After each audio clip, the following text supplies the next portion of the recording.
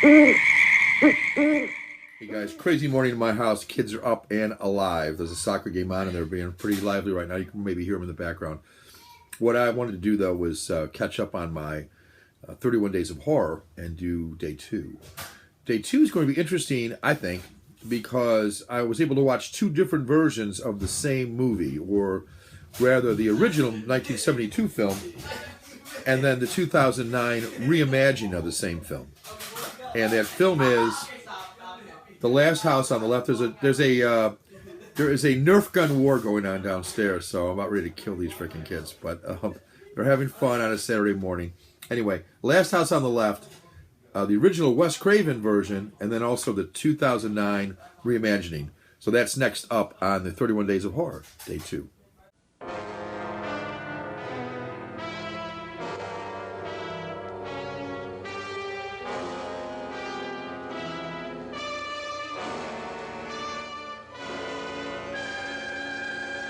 Okay, back with the Last House on the Left, both the Wes Craven 1972 version, the unrated one in this case, and the remake, the 2009 reimagining that was done by Dennis Illiand or something, Illiand, I think his spelling of his name was. I never heard of that director. So let's talk about both. First of all, The Last House on the Left, the 1972 version by Wes Craven, deals with two girls who are... one is kind of a little wilder than the other, but both are on their way, I believe, to a concert in the second one, in the first one, I mean. And, on their way to a rock concert, they try to score some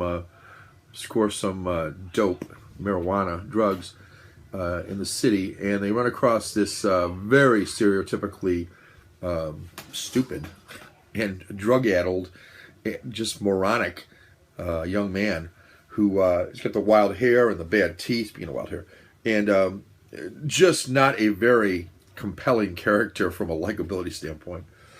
Kind of pathetic. And he first is about ready to let him go, and then wait a minute. Yeah, come on, I got something for you. I mean, just really a goofy guy. And so he eventually lures them, if that's the right word, back to the room where his father and uncle and the father's girlfriend are there. They're all bad people. I'm going to contrast this now with the 2009 remake. In the 2009 remake, unlike these guys who just happen to be in the hotel room and bad, and very 70ish, by the way, in their clothing, in the the music that's playing is like almost porn music. This nondescript type of music that the 70s movies were prevalent in the 70s movies, and there's a certain cheesy factor that I enjoy about that, by the way. So it's not all bad, but I just want to paint out what it is. In the first one, they're just kind of there.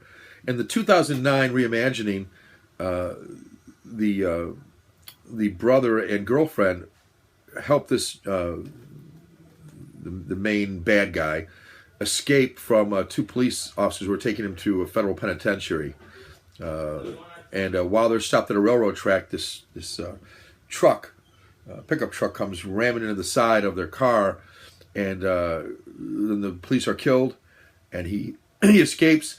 Now they're on the lam. They're staying at a hotel, and the differential there is that these girls who are kind of on their way to have a kind of a fun day leave the parents' home. Or the main girl leaves the parents' home. Oh, she's a swimmer, by the way, in the second one.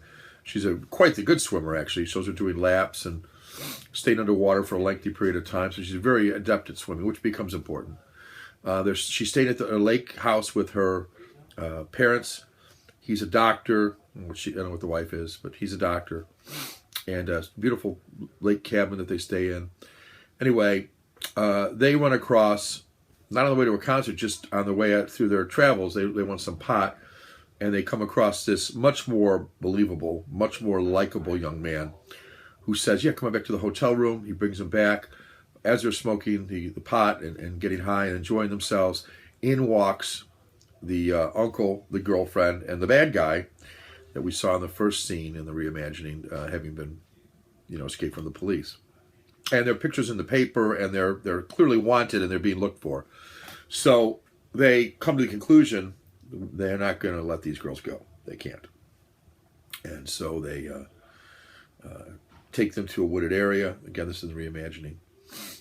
In the other one, it's similar in that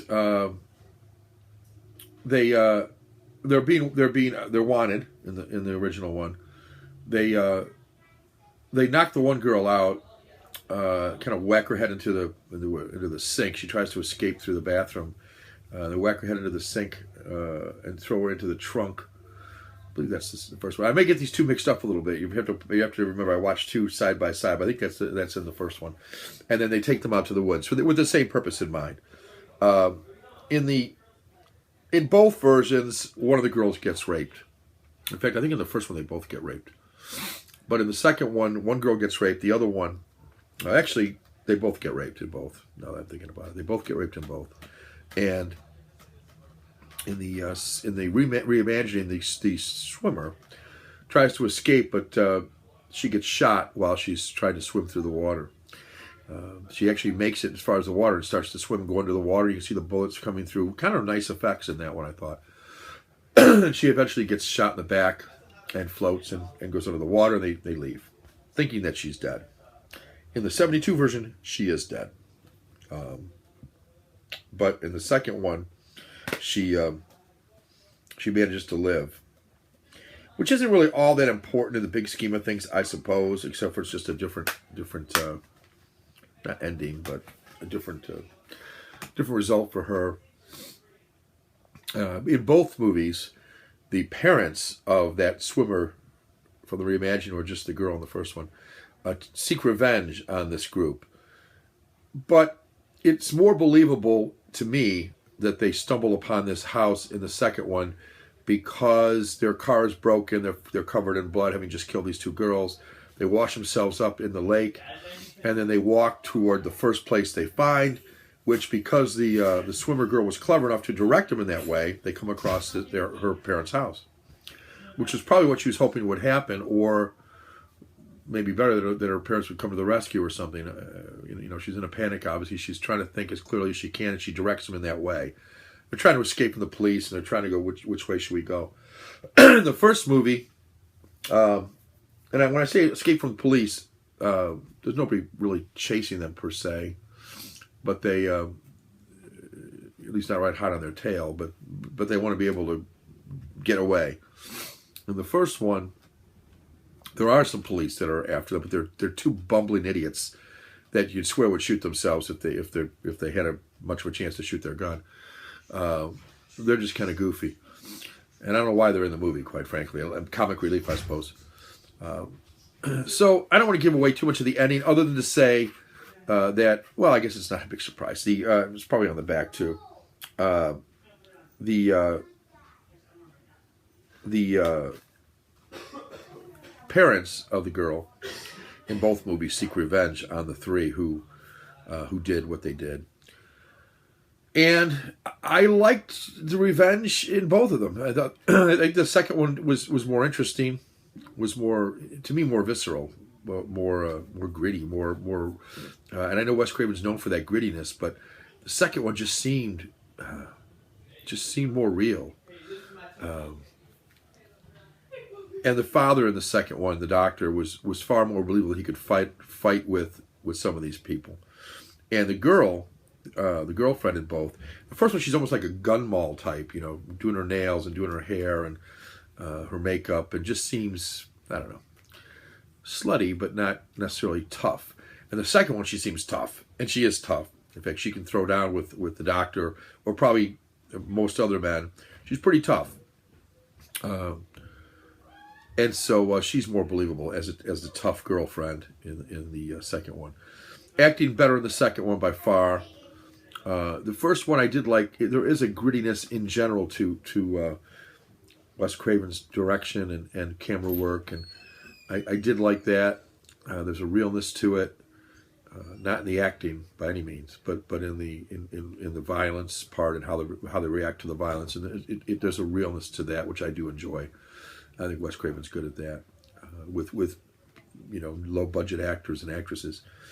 So I would say The Last House on the Left, the Wes Craven version, for me, is a 5 or a 6. which is a pretty good score. I mean, it's not a 3. It's a pretty good score. It's a decent movie. It held my attention. I was interested by it. It wasn't boring. Most horror movies aren't. But The Last House on the Left, the reimagined from 2009, I think is a better movie. And I don't often say that. I won't say it about Poltergeist. I won't say it about a lot of other movies that didn't need to be remade. This one could have stood a reimagining. It was probably good that they did one because it's just so 70s that it's almost like a nostalgia piece rather than a true horror film to me. The clothing, the cars, the everything, the music especially was just so 70s. It's not a good thing.